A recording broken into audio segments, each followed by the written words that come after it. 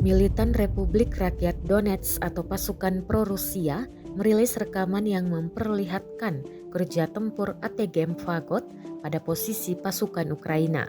Rekamannya diunggah di Telegram resmi militan DPR pada Kamis 2 Maret 2023. Dalam keterangan unggahan disebutkan awak ATGM Fagot memusnahkan pendukung nasionalis Ukraina dan peralatan tempurnya di arah Donetsk.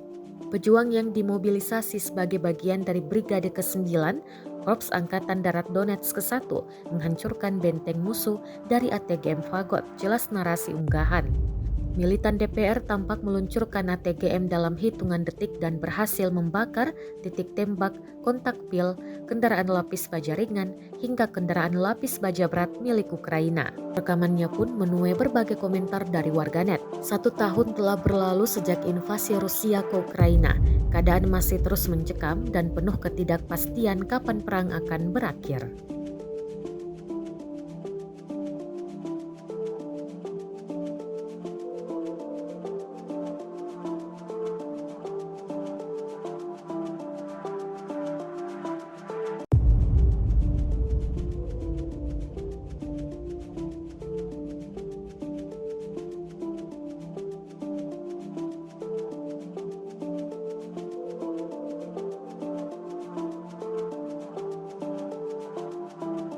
Setahun berlangsung invasi, Rusia melaporkan secara total 393 pesawat Ukraina, 212 helikopter, 3.295 kendaraan udara tak berawak, 407 sistem rudal anti pesawat dieliminir sejak awal operasi khusus.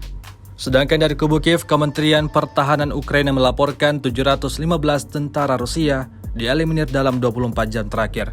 Total 150.605 prajurit Federasi Rusia meninggal sejak awal konflik hingga hari ke-372.